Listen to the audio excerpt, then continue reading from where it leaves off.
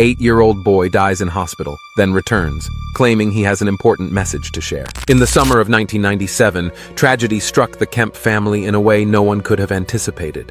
Julie Kemp, her husband Andy, and their 8-year-old son Landon were driving home from church when their car was violently struck by an ambulance at an intersection. The impact was devastating. Andy was killed instantly, and the wreckage was so severe that rescuers initially missed Landon, who was thrown unconscious and hidden beneath the twisted metal. When the paramedics finally found him, Landon was not breathing. He was resuscitated and rushed to Carolinas Medical Center, but his condition was dire. Landon died 2 more times that day on the operating table. The doctors warned Julie that if her son survived, his brain would be severely damaged, leaving him unable to walk, talk, or even recognize her.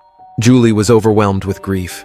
She had lost her husband and was facing the very real possibility of losing her son or having him return to her as only a shadow of the boy he once was. She prayed with all her might for a miracle, clinging to the hope that Landon would somehow defy the odds. Then, 2 weeks after the accident, the impossible happened. Landon woke up. Not only did he regain consciousness, but to the doctor's amazement, he showed no signs of brain damage. Julie was overjoyed, but also filled with dread at the thought of having to tell Landon that his father was gone. But before she could break news, Landon looked at her with a calmness that took her by surprise. "I know where Daddy is," Landon said softly. "I saw him in heaven." Julie was stunned.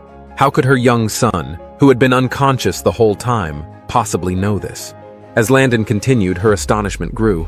He described seeing not only his father, but also a friend of the family who had died recently, as well as 2 other figures that Julie had never told him about, her 2 miscarried children. Landon explained that these were his siblings, whom he had never met, but knew instinctively in that other realm. But the most incredible part of Landon's experience came when he described meeting Jesus.